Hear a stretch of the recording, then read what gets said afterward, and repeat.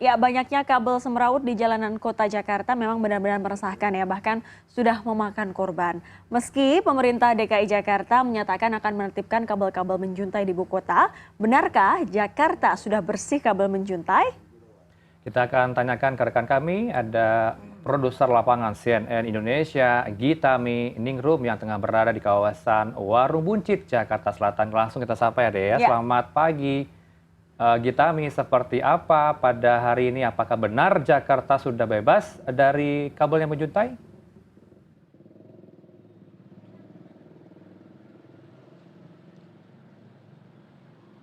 Iya Heranov, saat ini saya berada di Jalan Pancoran Barat 8 dan seperti yang bisa terlihat di belakang saya ini arus lalu lintasnya cukup ramai di sini meskipun ini merupakan jalan kecil.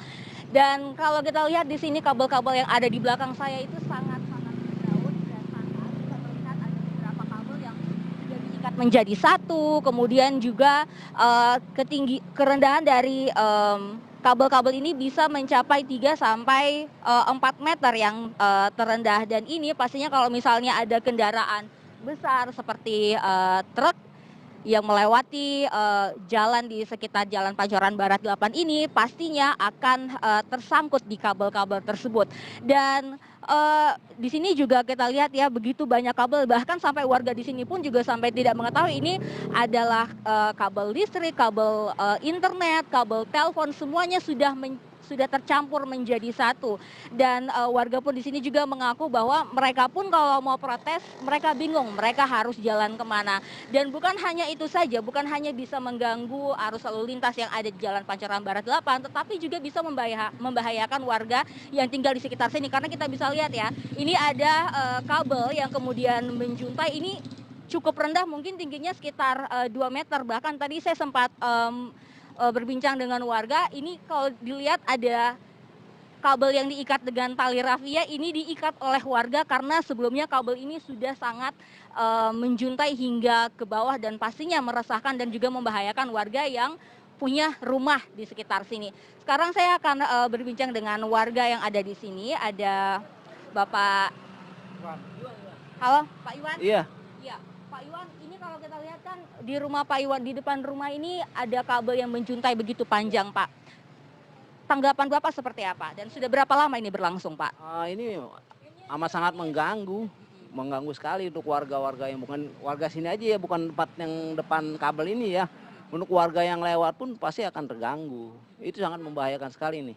Ini mungkin karena tidak ada koordinasinya dari RT RW, dia memasang kabel ini akhirnya jadi semeraut.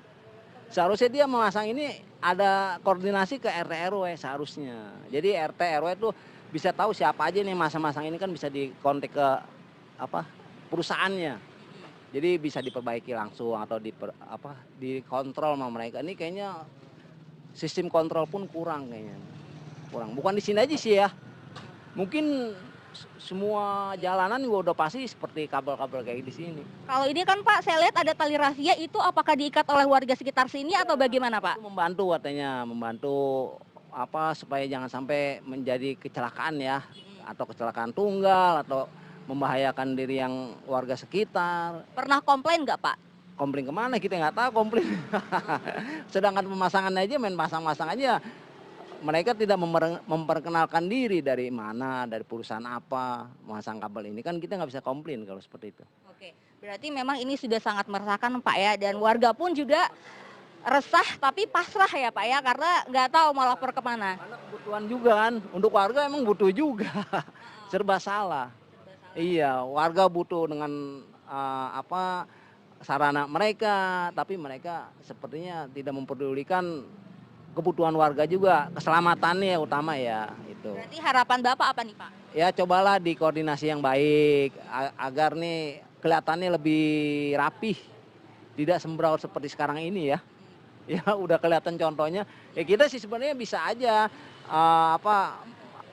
kita viralkan karena kan udah gampang kan di ini, cuman kan kita dibayar aja lah, nanti juga mungkin akan ada perbaikan kan gitu kan. Ya semoga dengan adanya seperti ini didengar dengan pihak-pihak yang terkait ya, agar mereka bisa memperbaiki apa yang kurang, itu aja. Baik, nah itu adalah hanya satu keluhan dari banyak keluhan lain yang terkait dengan kabel semrawut yang dikeluhkan oleh warga DKI Jakarta. Dan memang Dea dan Heranov, seperti yang saya ketahui bahwa di DKI Jakarta ini sudah ada sebenarnya peraturan-peraturan yang mengatur tentang kabel-kabel ini. Yang pertama itu dikeluarkan pada tahun 1999 oleh Gubernur DKI Sutioso, yaitu peraturan pembenahan kabel lewat Perda nomor 8 tahun 99 tentang jaringan utilitas. Kemudian ada lagi gubernur yang mengeluarkan peraturan gubernur yang juga mengatur terkait petunjuk pelaksanaan penempatan jaringan utilitas, yaitu yang dikeluarkan oleh Gubernur Fauzi Bowo pada tahun 2010.